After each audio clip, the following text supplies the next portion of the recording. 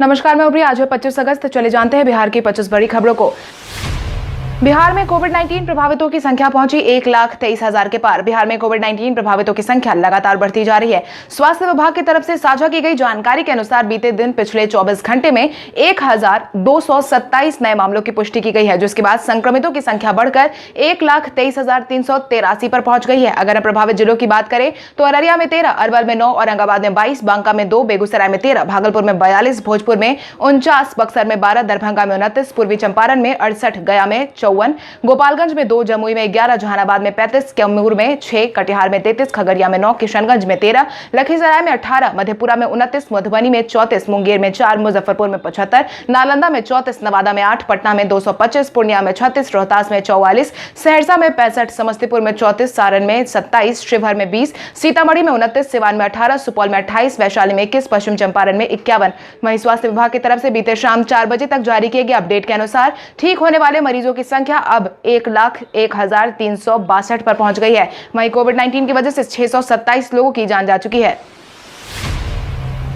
बिहार के पटना मुजफ्फरपुर में 500 बेड के कोविड-19 अस्पताल को फंड देगी केंद्र सरकार। बिहार में कोविड-19 के खिलाफ जारी जद्दोजहद में बिहार सरकार को अब केंद्र सरकार का साथ मिलने वाला है, जिसके तहत PM cares fund trust Bihar की मदद के लिए सामने आया है। मिली जानकारी के अनुसार बिहार के पटना और मुजफ्फरपुर में 500 बेड का कोविड-19 हॉस्पिटल को फंड देने का निर्णय लिया गया है। पीएम केयर्स की मदद से कोविड-19 के जारी जद्दोजहद में काफी मदद मिलने वाली है। प्रधानमंत्री कार्यालय पीएमओ की तरफ से इस मामले में ट्वीट करके जानकारी दे दी गई है। ट्वीट करके लिखा गया है कि पीएम केयर्स फंड ट्रस्ट ने पटना और मुजफ्फरपुर में डीआरडीओ द्वारा निर्माणाधीन 500 बेड के कोविड-19 अस्पतालों में फंड देने का फैसला किया है। सड़कों पर उतरने वाले डॉक्टरों के विरोध पर हाईकोर्ट ने लगाई रोक। कोविड-19 के माहौल के बीच पटना उच्च न्यायालय ने सड़कों पर उतरने वाले डॉक्टरों के विरोध पर रोक लगा दी है। कोविड-19 की स्थिति में गंभीरता को देखते हुए हाईकोर्ट ने डॉक्टरों की ड्यूटी ज्वाइन करने का निर्देश दे दिया है। इस मामले में कल यानी कि बुधवार को अगली सुनवाई होगी। आपको बता दें, पटना हाईकोर्ट ने राज्य के डॉक्टरों को आने वाले 27 अगस्त से होने वाले विरोध और उनकी स्थिति की गंभीरता को देखते हुए रोक लगा दी है। चीफ जस्टिस संजय करोल की अध्यक्षता वाली खंडपीठ ने इस मामले पर सुनवाई करते हुए 23 अगस्त से विरोध पर बैठे स्वास्थ्य सेवा के कर्मचारियों को भी ड्यूटी ज्वाइन करने का निर्देश दिया है। सीबीआई का गहराया सिद्धार्थ पिठानी पर शक। बॉलीवुड एक्टर सुशांत सिंह राजपूत के मामले में पूरी बागडोर संभाल रही सीबीआई की टीम का शक अब सिद्धार्थ पिठानी पर गहराने लगा है। यही कारण है कि सिद्धार्थ को पूछताछ के लिए फिर से बुलाया गया है। सिद्धार्थ पूछताछ के लिए डीआरडीओ गेस्ट हाउस भी पहुंचे थे, जहां सीबीआई की टीम ने उनसे पूछताछ की है। सीबीआई की टीम ने मुंबई में जांच का चौथा चरण पूरा कर लिया है और उम्मीद है कि जल्द ही सीबीआई सुशांत सिंह राजपूत मामले में रिया चक्रवर्ती से पूछताछ कर सकती है और इसके लिए नोटिस भेज सकती है। सभी जिलाधिकारियों के साथ निर्वाचन आयोग ने की 4 घंटे की मैराथन बैठक। कोविड-19 के माहौल में चुनाव को लेकर आयोग की तरफ से गाइडलाइन जारी कर दी गई है। इसको लेकर लगातार तैयारियां जारी है। बीते दिन बिहार के सभी जिलों के जिलाधिकारियों के साथ चुनाव आयोग ने लगभग 4 घंटे तक की बैठक की है, जहां पर बिहार विधानसभा चुनाव की तैयारी और आयोग की तरफ से जारी दिशा निर्देश पर विस्तार से चर्चा की गई है। मुख्य निर्वाचन पदाधिकारी एच श्रीनिवासन ने इस दौरान कोई भी अप्रवासी मजदूर वोटिंग से वंचित न रह जाए, इस बात का आदेश भी जारी कर दिया है। साथ ही बूथों की संख्या बढ़ाए जाने के बाद बूथों पर महिला कर्मचारियों की तैनाती करने का भी आदेश दिया है। शिक्षा विभाग के अपर मुख्य सचिव आर.के. महाजन को मिलेगी बड़ी जिम्मेदारी। बिहार के मुख्यमंत्री नीतीश कुमार ने बीते दिन 3,304 पंचायतों में हाई स्कूल के शुरुआत करने के दौरान शिक्षा विभाग की तरफ से आयोजित उद्घाटन कार्यक्रम में विभाग के अपर मुख्य सचिव को कुछ दिनों बाद एक बड़ी जिम्मेदारी मिलने की बात कही है, जिसके तहत उन्होंने बताया है कि शिक्षा विभाग के अपर मुख्य सचिव ने काफी अच्छा काम किया है और अगस्त के अंत में वो रिटायर हो रहे हैं। रिटायरमेंट के बाद हम इनसे आगे भी काम लेने वाले हैं। इंटर नामांकन की दूसरी चयन सूची आज होगी जारी। बिहार बोर्ड इंटरमीडिएट सत्र 2020-22 के नामांकन के लिए दूसरी चयन सूची आज जारी कर दी जाएगी। दूसरी चयन सूची में जिन छात्र छात्राओं के नाम शामिल होंगे वो विकल्प वाले स्कूल या कॉलेज में 29 अगस्त तक नामांकन आसानी से ले सकेंगे। नामांकन का मौका बोर्ड द्वारा 29 अगस्त तक दिया गया है। इससे पहले इंटर नामांकन के लिए प्रथम चयन सूची बोर्ड ने जारी कर दी थी। प्रथम चयन सूची के आधार पर 7 से 17 अगस्त तक नामांकन का मौका भी दिया गया था। आपको बता दें, बिहार बोर्ड के अनुसार द्वितीय चयन सूची में अगर छात्र को विकल्प वाले कॉलेज या स्कूल पसंद नहीं होंगे तो वो स्लाइड अप के लिए आवेदन कर सकते हैं। शिक्षक भर्ती में सिर्फ राज्य के निवासी ही कर सकेंगे आवेदन। राज्य पंचायत प्राइमरी स्कूल शिक्षक भर्ती 2020 के लिए मुख्यमंत्री नीतीश कुमार ने अहम फैसला सुनाया है, जिसके तहत उन्होंने ऐलान किया है कि पंचायती प्राइमरी स्कूल शिक्षक भर्ती में केवल राज्य के निवासी को ही आवेदन करने का विकल्प दिया जाएगा। शिक्षा विभाग की तरफ से इस बाबत जानकारी दे दी गई है। मुख्यमंत्री की अध्यक्षता में 18 अगस्त को हुई कैबिनेट की एक बैठक में राज्य में शिक्षकों के कई स्तर की भर्तियों की स्वीकृति दे दी गई है। इस बैठक में जिला परिषद, बिहार नगर निकाय माध्यमिक और उच्च माध्यमिक सेवा विद्यालय और बिहार पंचायत प्राथमिक विद्यालय नियम 2020 की स्वीकृति दी गई थी।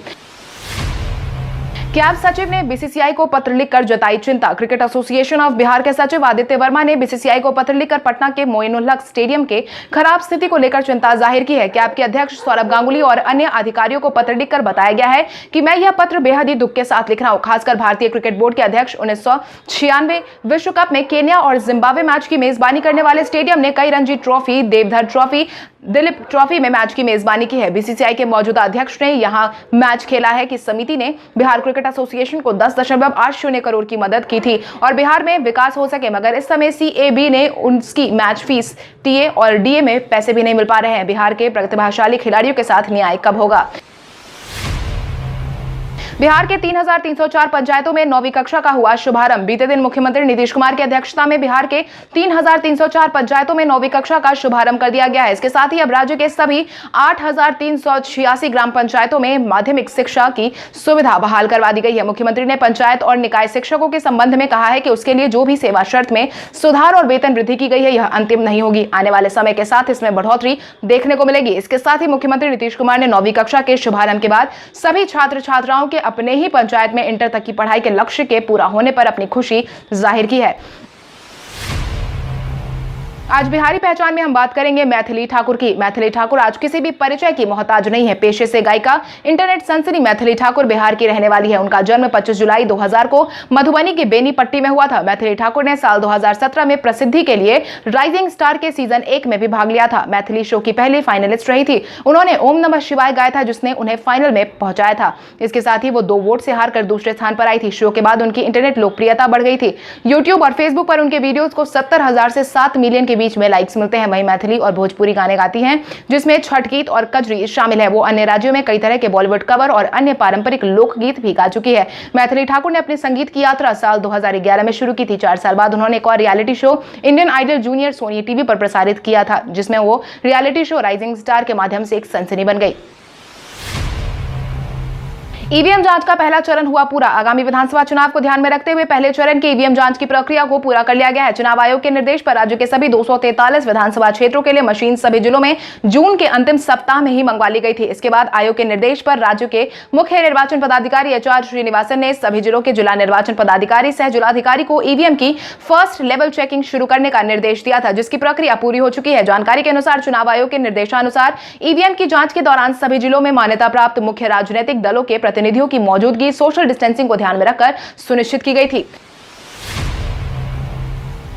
सोनू सूद ने 20,000 प्रवासी कामगारों को घर मुहैया करवाने का किया ऐलान। कोविड-19 के इस माहौल में गरीबों का मसीहा बनकर सामने आए सोनू सूद ने प्रवासी कामगारों के लिए एक और अहम कदम उठाने का ऐलान किया है, जिसके तहत बॉलीवुड एक्टर सोनू सूद ने 20,000 प्रवासी कामगारों को नोएडा में घर ऑफर किया है, जिसकी जानकारी उन्होंने खुद ट्वीट करके दी है। उन्होंने कहा है कि मुझे अब उन 20,000 प्रवासियों के लिए आवास की पेशकश करके खुशी हो रही है, जिसके माध्यम से नोएडा में परिधान इकाइयों में रोजगार प्रदान किया गया है। सोनू ने आगे लिखा कि 20,000 कामगारों के लिए घर बनाने का काम national association for elevation contractor के अध्यक्ष ललित ठकुराल के साथ मिलकर 24 घंटे काम करेंगे।